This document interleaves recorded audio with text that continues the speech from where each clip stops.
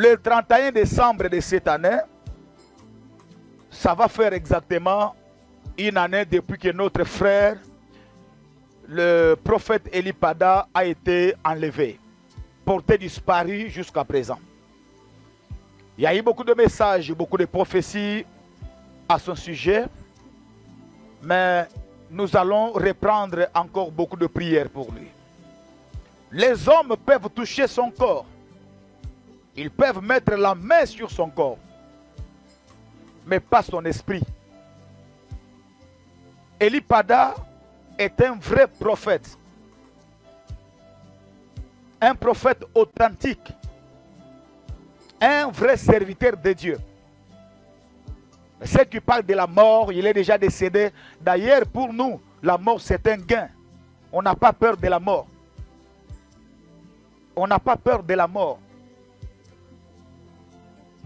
Moi je sais, si même aujourd'hui, prophète Eli Pada, si on décide peut-être de le tuer, je sais qu'Eli Pada sera au ciel. Ah oui. Cet homme, c'est un véritable homme de Dieu. Et j'ai la foi que les hommes peuvent se considérer comme les tout-puissants. Ils peuvent le faire du mal comme on a fait à Étienne et à d'autres saints de la Bible. Mais je sais que cet homme, personne n'a le droit de prendre son esprit. Qu'est-ce qu'il a fait? Qu'est-ce que Eli Pada a fait? Il a pris la femme d'autrui, il a violé, il avait la dette de qui? Rien du tout. Mais les hommes se sont décidés de mettre la main sur un oint de Dieu, aller peut-être lui faire du mal. Je ne sais pas ce qui lui est arrivé, mais nous allons prier. Nous allons prier. Et l'Éternel, c'est un Dieu de vengeance. En tout cas, préparez-vous. Parce que le 31 décembre, ça sera encore une journée où nous allons mobiliser les intercesseurs, les prophètes. Nous allons prier. Celui qui a mis la main sur lui,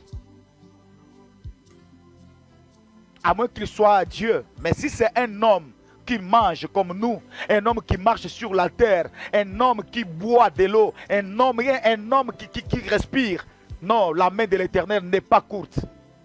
Dieu est vivant. Dieu est vivant. Dieu va venger la mort de cet homme.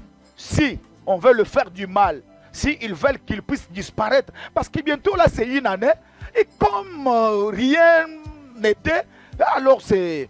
Donc cet homme, même les gens qui parlaient de lui, c'est comme si on s'est habitué, il y a un silence, un calme. Donc ça veut dire que Eli Pada, si on ne tire pas attention, donc on va oublier. Non, non, non. Non. Cette personne qui est venue mettre la main sur lui, qu'il soit général, capitaine, major, qu'il soit militaire, qu'il soit politicien, un agent de renseignement, qu'il soit, il y a un Dieu au ciel. Donc l'Afrique, ne zappez pas cette histoire. N'abandonnez pas facilement cette histoire. On ne peut pas faire du mal à un oint de Dieu comme ça. Et nous aussi, on garde le silence, on trouve normal. On va faire des prières de vengeance. On va faire des prières de vengeance. Que Dieu s'en occupe. Que Dieu s'en occupe.